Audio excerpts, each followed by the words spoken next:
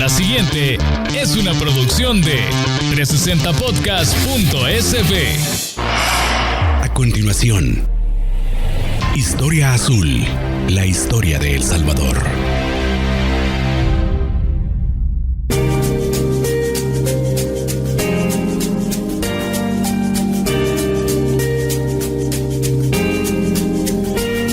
Bienvenidos al segundo episodio de esta segunda temporada de Historia Azul, la historia de El Salvador. Como siempre, nuestro historiador y arqueólogo in-house, don Herbert Erquicia, y este es su servidor, Carlos Arévalo, para tratar de contar algo de la historia de nuestro país, respaldado totalmente en las fuentes adecuadas y obviamente pues con todo el valor histórico que podemos encontrar y sobre lo cual nos podemos apoyar para tener un conocimiento pues respaldado, ¿verdad?, en documentos, en fuentes fidedignas.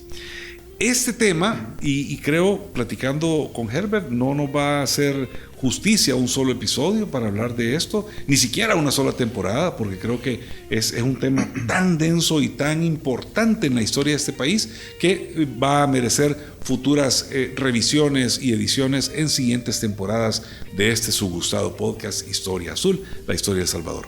El tema de hoy es el añil, otrora llamado índigo, otrora en la época precolonial, ¿verdad?, llamado xiquilit, ¿verdad?, por nuestros indígenas en el territorio mesoamericano, que es donde principalmente teníamos. Exacto. Contanos, gran Herbert, a ver, ¿qué es esto del xiquilit? Bueno, el xiquilit o el jiquilite, ¿verdad?, como se conoce, es la palabra... XJ. Sí, es la palabra en náhuatl, ¿verdad?, que significa la hierba que da el color azul o verde, ¿verdad? Eso significa prácticamente literal, ¿verdad? Entonces, el jiquilite es una planta, un arbusto que mide unos 2 metros, lo más, que crece en las tierras, digamos... tierras calientes, ¿verdad? Como el caso de El Salvador, el caso de Nicaragua, en Honduras, por supuesto, en algunos lugares de Guatemala, en México, se da, o sea, es una planta mesoamericana que es importante y que ha sido muy importante porque de ella se extrae el colorante de azul, ¿verdad? Que puede dar, bueno, en diferentes tonalidades, ¿verdad? De hecho, como indicamos, creo que en uno de los primeros episodios, este podcast se llama Historia Azul, la historia del Salvador, por la importancia que le da el producto, la producción de jiquilite a través del producto final, que es el añil, ¿verdad?, a la creación de este estado que hoy llamamos El Salvador, ¿entendés? Pero por eso tiene que ver, es muy importante. Y entonces, como te decía, el jiquilite, bueno, es un arbusto y este se utilizaba, o sea, se extraía a través de macerarlo, a través de digamos, macerándolo a partir de una especie de canoa o en una especie de huacal, digamos, sí. Puedes extraer ese colorante. Claro. Y ese colorante, al final y al cabo, servía para muchas cosas. Yo creo que ya antes, en alguna ocasión, lo habíamos mencionado, que con ello se pintaba el pelo de negro, por ejemplo. Ajá. Se pintaba algún algodón, o sea, alguna prenda de algodón. Cotonas. Exacto, y también era muy importante en una época en lo que se le llama, bueno, lo que los arqueólogos denominamos como el azul maya, ¿verdad? Que es una especie es un celeste que podés ver en algunos murales de los sitios mayas o de otros sitios en México y también en cerámica, ¿verdad? Yo quisiera nada más hacer una pausa y regresar unos 30 segundos a esto. Y ahondar un poquito más, porque este cultivo, este añil, obviamente pues había en las primeras, en ese primer acercamiento entre los españoles y los indígenas, hubo seguramente intercambios de ganado, intercambios de pieles, intercambios de todo tipo de bienes, pero sin duda una de las primeras industrias que se formó y que venía desde la época precolombina. Y se llevó hasta la época de la corona española, ¿verdad? Fue sin duda la extracción y producción del tinte añil. Exacto. Y ese se convirtió en una fuente de riqueza de la corona española, como parte de los productos más importantes que tenían para comerciar con distintas partes del mundo. Sí, Entonces, creo yo que esas concentraciones de centros productivos, de familias, de comunidades, de una agrupación de comunidades, dio poco a poco paso a lo que conocimos como el Estado Salvador, y sin duda por eso es que encontramos lo esencial de la historia de El Salvador descansando en buena parte, al menos en esa primera muy tierna historia nuestra, en el cultivo del añil, ¿verdad?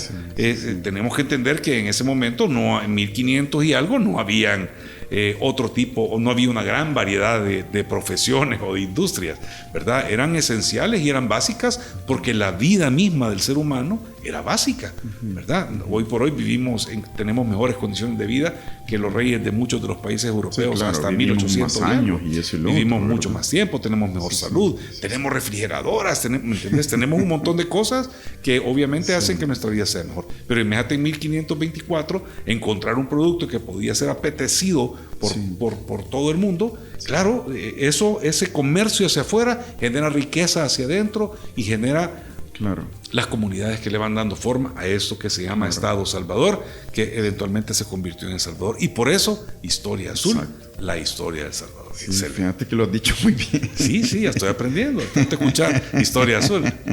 Está bien. Sí, y tal como vos decís, cuando vienen los españoles, ven, buscan algunas piedras preciosas, buscan donde hay extracción de hierro y donde está Pero al final se dan cuenta que, que ahí hay otros productos que también son importantes, que ya los hablaremos más adelante, o que hemos hablado un par de eso, también como el cacao, el bálsamo, pero el añil, en ese sentido, lo que hicieron los españoles es tener de una producción que era algo más doméstica, pasarla a una producción más industrial. Claro. Y ahí vienen cada quien lo hacía en su casita, pues. Sí, o sea... Tenías tu palito de añil, mira, voy a cortar, y te lo preparabas, lo macerabas, y ya en tu casa hacías tu propia ropa o tu propio tintes. Sí. De hecho, todavía haciendo etnografía en la zona paracentral de El Salvador, pues nos encontramos conversando con una señora, nos decía, antes cuando no traían algunas piezas que ella quería que fueran de color oscuro y solo venían en blanco, lo que hacía era agarrar del arbusto del jiquilite y extraer, ¿verdad? O sea, hacer toda esta extracción prácticamente manual con un recipiente, un bolo, un huacal, para lo que no nos puedan entender, un cuenco, ¿verdad? Y me decía, y con eso lo entintábamos, ¿verdad? Entonces era como más doméstico. Con los españoles lo que hacen es traer, digamos, esta tecnología de los obrajes, ¿verdad? Que son ya unas pilas enormes en donde... Industrializado y mucho más industrializado cuando utilizan la energía hidráulica para hacer funcionar estos obrajes de añil. Entonces es todo es todo un proceso, o sea, son prácticamente 300 años de la colonia en que están extrayendo añil. En realidad la fuente se conoce como el añil de Guatemala. Obviamente entendiendo que Guatemala era Centroamérica, ¿verdad? Obviamente se extraía la mayor parte de ese añil en San Salvador, en lo que hoy llamamos El Salvador, parte de Guatemala, en Chiquimula, también en Nicaragua, pero donde estaba la gran extracción de... La Macoya.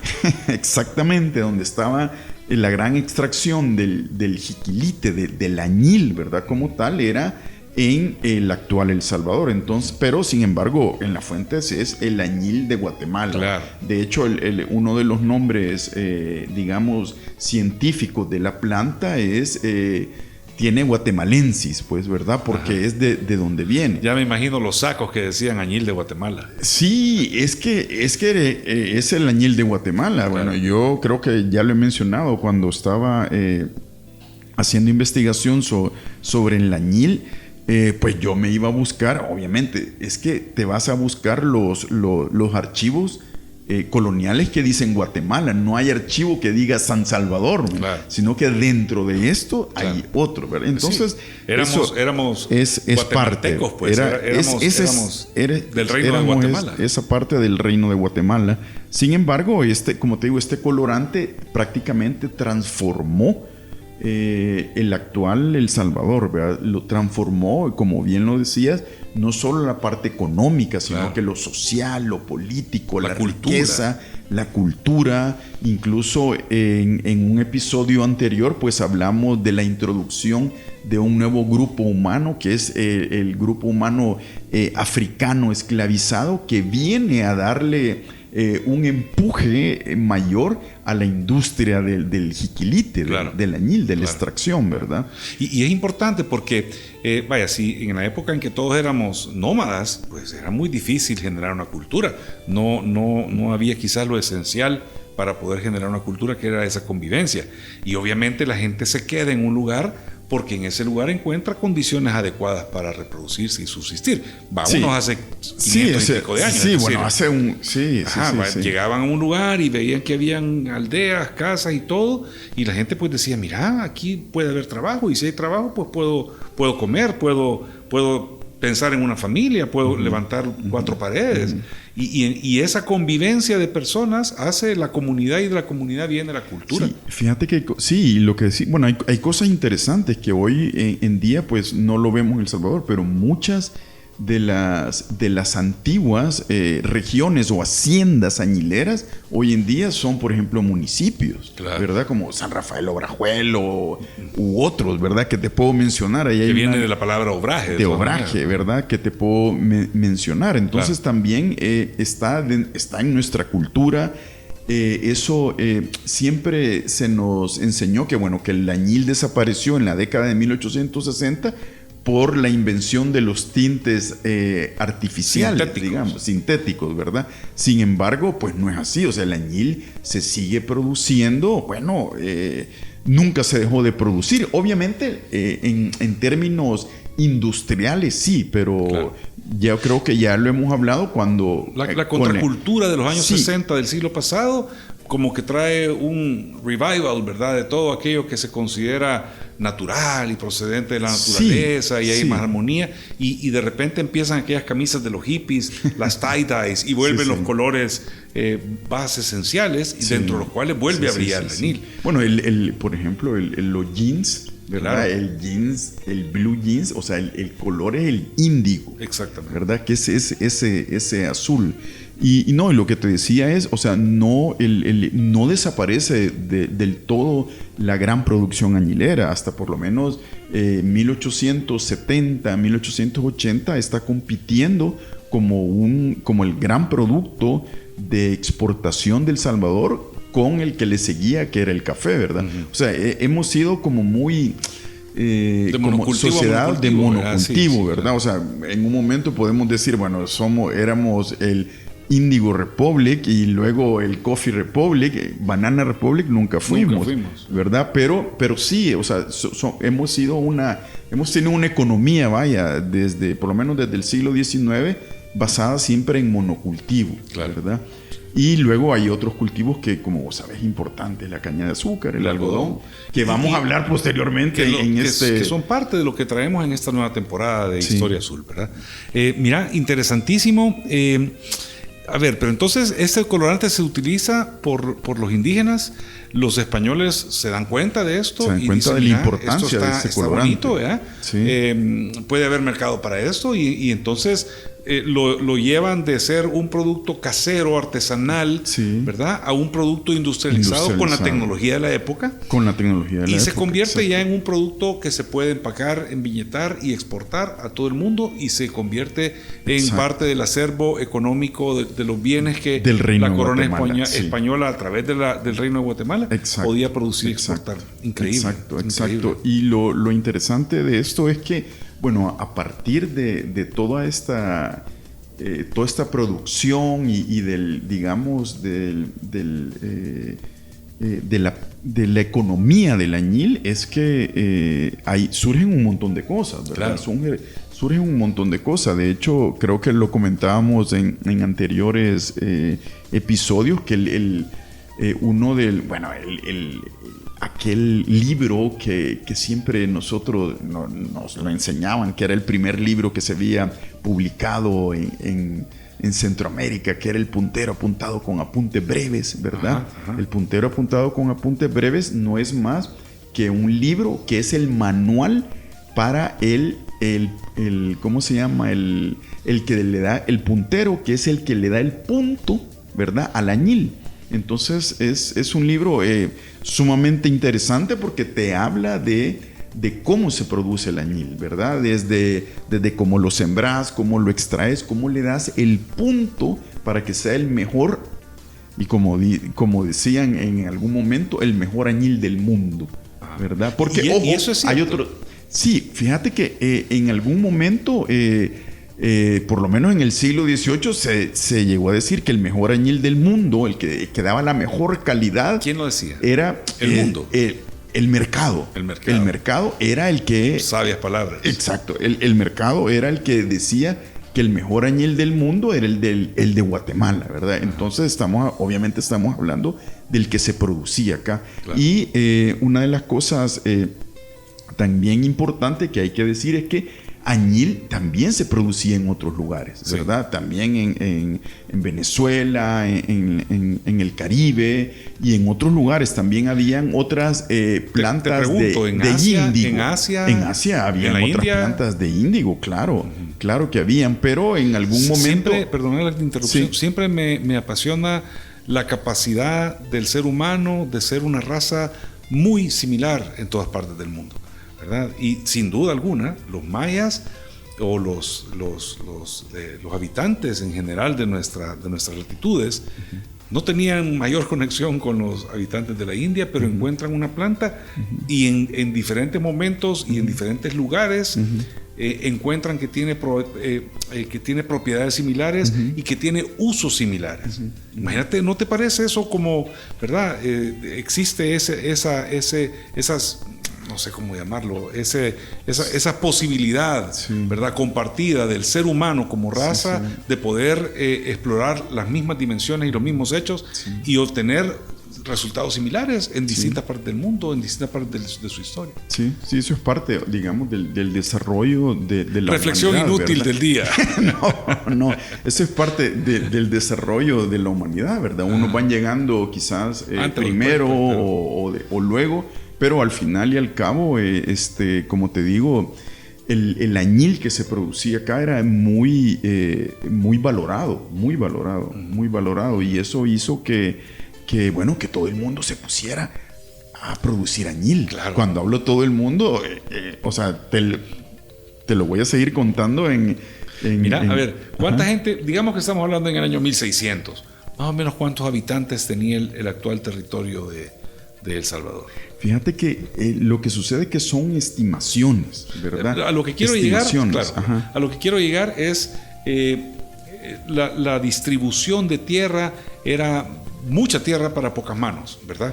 Entonces, mucha tierra para pocas manos, quiere decir tierra también que no era, o sea, que era, digamos que no era tierra, por ejemplo, de las comunidades indígenas, en donde se tuvo que apropiarse de tierra de comunidades indígenas para poder sembrar jiquilite, por ejemplo. Sí, comunidades indígenas que no tenían primero no conocían del comercio global de Europa, ¿verdad? Y obviamente pues no desarrollaban cultivos más que para su propia subsistencia, ¿verdad? No tenían ese ese tema de producir. Y Lo que sí, había comercio, claro, estamos Sí. claros, pero el comercio, imagínate, con la infraestructura vial de 1500 y algo, 1600 y algo, lo complicado que era ir de un lugar a otro con tlamemes, ¿verdad? Que llevaban ahí productos para vender a la siguiente aldea. No había un comercio tan intenso, ¿verdad? Ajá. Entonces, claro, se ve la oportunidad, se ve el potencial y sin duda alguna se explota. Nuevamente, es naturaleza humana, ¿verdad? Lo que sucede es que, bueno, hay diversos componentes ahí que son importantes y que habría que mencionarlo también, porque en cuanto a la producción, ¿verdad? A la producción de añil que estamos hablando, no, lo que sucede y es que hay que aclararlo, es que al indígena, o sea, como una cuestión de ley, se le prohibió que se utilizara indígenas como mano de obra en los obrajes para extracción de añil. ¿Por qué ¿verdad? es eso? Porque es cuando a mediados del siglo XVI, ¿verdad? Que hay una protección para los indígenas, y entonces en esa protección a los indígenas que dejan de ser, digamos, esclavizados y utilizados para diferentes tareas, se dice, bueno, ya no ocupemos indígenas en los obrajes de la añileros. Carta de India, ¿verdad? Eso es. Sí, entonces se dice, no, ya no ocupemos indígenas ¿cómo se llama? En la producción de añil. ¿Por qué? Porque es dañina. Porque la producción de añil, o sea, como hay que fermentar y esto y lo otro, se extraía una gran cantidad de moscas y la gente, pues, muchos de ellos fallecían por A o B razón, pero por enfermedades a partir de esto. Entonces dicen, bueno, tenemos que traer un nuevo recurso humano, y es cuando vienen y dicen, traigamos uno que ellos piensan que es un elemento humano más fuerte, que es cuando se traen a los africanos esclavizados, que son los que trabajan. Y solo es hasta 1753 en que se deroga esa ley de utilización de indígenas en la hacienda añilera o en el trabajo del añil, ¿verdad? Porque todo el siglo XVI y XVII, o sea, 1500, después de la segunda mitad de 1500, en 1600 y la primera mitad de 1700 se pasaron peleando las autoridades con los dueños de las haciendas o los obrajes añileros, porque utilizaban indígenas, ¿me entendés? Porque al final y al cabo pues necesitaban mano de obra. Entonces eso también es una de las cosas que hay que aclarar, porque muchas veces se cree que el indígena no se utilizaba en el obraje, pero era por eso, porque había una había una prohibición para protegerlo. Sí, pero me imagino que la gente igual lo hacía y ahí igual lo hacía. Y los choques con las autoridades. Sí, había una de choques con autoridades y demás, pues, demás cosas que solían hacerse. Hay una gran cantidad de archivos, ¿verdad?, que hablan de todos estos pleitos, por ejemplo, en que tienen que ver con los añileros utilizando a indígenas, ¿verdad? Tremendo. Y se multaban y eso. Imagino que ha sido súper complejo. Es un tema de bastante conflicto. De bastante conflicto porque... Imagínate porque al final está de por medio, pues sí, el dinero, la economía. Pero imagínate que hay gente que en este mundo donde estamos tan supervisados y tan controlados, porque existen herramientas pensadas para eso, ¿verdad? Todavía hay gente que se la juega y trata de que no lo cachen cuando hace una picardía. Imagínate en aquel entonces que voy a ir a la hacienda de don Herbert, ¿verdad? 5 días de carreta para llegar hasta allá para ver si era cierto que ya habías cumplido. O sea, era como, no hombre, eso no era dificilísimo ver que se dieran las leyes, ¿verdad? Se aplicaran las leyes. Sí, la verdad es que sí, era difícil. Sin embargo, por ejemplo, habían, digamos, personas que eran una especie de oficiales que andaban vigilando en las haciendas añileras, en los obrajes, si utilizaban indígenas. Y estos anotaban y luego iban a... No creas, o sea, mira, una de las cosas, y hay que decirlo, más importante que dejó, digamos, la colonia en el sentido estricto como historiador, es que llevaban un registro de todo. Y ese registro es el que sirve hoy en día para entender una parte de la historia, pues, claro, de la colonia. Entonces, como te digo, eran estos, una especie de ¿cómo te digo? De vigilantes, ¿verdad? De fiscalizadores, gracias, esa es la palabra, fiscalizadores que andaban en las haciendas. Y por supuesto hay un fiscalizador que llega a ver si están utilizando indígenas, y ahí es donde viene también la corrupción, ¿verdad? Porque también hay corrupción, ¿verdad? Mire, le voy a dar tanto, usted no diga que vio esto, y eso lo ves en las fuentes, ¿verdad? Nuevamente, historia es la naturaleza humana, ¿verdad? Pues, sí. ¿entendés? O sea, siempre hay personas... Puesta la ley, puesta la trampa, dice el dicho así popular. dice, ¿verdad? El dicho. Entonces, también, pues, obviamente se daba en este sistema, ¿verdad? Bueno, Herbert, mira, yo creo que este tema da para muchísimo más. Yo quisiera que me contaras en el siguiente episodio, ¿verdad? ¿Qué era una hacienda añilera? ¿Verdad? ¿Dónde estaban ubicadas? Medio lo mencionaste, pero ¿qué heredamos? Actualmente, ¿a dónde se produce el añil? ¿Verdad? Y en general, ¿existe información económica de esta planta? Es decir, ¿qué tanta riqueza generaba? ¿Existe información de cuánto dinero le representaba al Reino de Guatemala y también, obviamente, a la corona española? ¿Verdad? Y cómo era el proceso para exportar, ¿verdad? Cómo eran las gradas, ¿verdad? Aquí estaba la mano de obra, de ahí el propietario de la finca, de ahí habían intermediarios, iba para Guatemala, todo eso. Sería interesantísimo conocerlo para tener una mejor idea de cómo funcionaba económicamente la sociedad del Reino de Guatemala. Okay. Muchísimas gracias de plano por toda esta información. Creo que nuevamente, misión cumplida. Nos vamos con un poquito más de conocimiento acerca de la historia de nuestro país, y no podemos terminar nuestro capítulo de esta ocasión sin que tú, pues, obviamente, nos compartas la frase de la semana para todos nuestros oyentes. Gracias. La frase de la semana es de Tito Livio, ¿verdad? Que dice: cuando la situación es adversa y la esperanza poca, las determinaciones drásticas son las más seguras. Mira. Digamos, por el contexto que estábamos viendo en la época colonial, claro, ¿verdad? No, pero sí, la verdad que al final del día, el que no se arriesga no avanza, no gana, ¿verdad? Bueno, muchísimas gracias nuevamente por todo este conocimiento, por toda esta información. Estimados amigos, estamos siempre publicando los episodios de Historia Azul, la historia de El Salvador, todos los martes. Nos puede encontrar en las diferentes plataformas como Google, Spotify y también en 360 Podcast SB. Muchísimas gracias, nos vemos y nos escuchamos, porque ahora pues estamos ya en nuestro canal de YouTube, estrenado en esta temporada, ¿verdad? Así que gracias por estar con nosotros, esperamos estar en sintonía nuevamente el próximo martes, y de ahí pues usted pues podrá descargar y disfrutar estos episodios todo el tiempo que quiera. Muchísimas gracias.